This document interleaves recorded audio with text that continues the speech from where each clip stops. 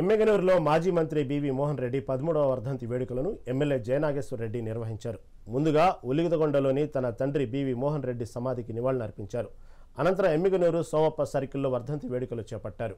ఈ సందర్భంగా ఎమ్మెగనూరు నియోజకవర్గం అభివృద్ధి చెందిందంటే మొదటిగా మాచాని సోమప్ప తర్వాత తన తండ్రి బివి మోహన్ రెడ్డి అని కొనియాడారు.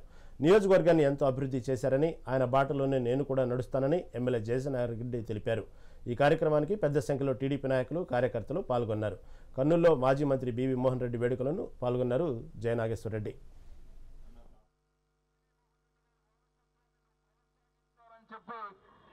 నన్ను వేలు పట్టుకొని నాకు రాజకీయ ఓనామాలు దిద్దించినటువంటి మన అధినేత నారా చంద్రబాబు నాయుడు గారు.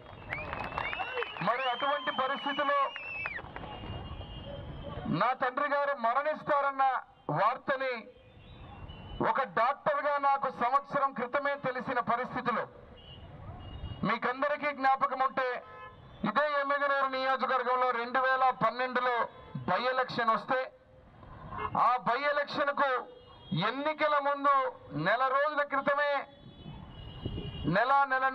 క్రితమే ఆ యొక్క నిజాన్ని ఒక డాక్టర్గా నాకు మా తండ్రి గారు రాబోయే రోజుల్లో ఉండరని తెలిసినా నేను మా తండ్రి గారికి ఎట్లా చెప్పాలో తెలియని పరిస్థితి, ఒక కొడుకుగా నా స్థితి. అదే రకంగా మా తల్లి గారికి ఎట్లా చెప్పాలో తెలియని పరిస్థితి నాది. అదేవిధంగా ఒక పక్క కోటి ఆశలతోటి ఇక్కడున్న ఎమ్మెగనూరు కార్యకర్తలు కావచ్చు, నాయకులు కావచ్చు, అదే రకంగా పార్టీ కావచ్చు, మా తండ్రి అభిమానులు కావచ్చు, ఎమ్మెగనూరు ప్రజలు కావచ్చు, ఈసారి మోహన్ రెడ్డి సార్ని గెలిపించుకుంటే మనం బ్రహ్మాండంగా ఉంటుందనే ఆలోచన ఉన్నటువంటి రోజు ఆ రోజు.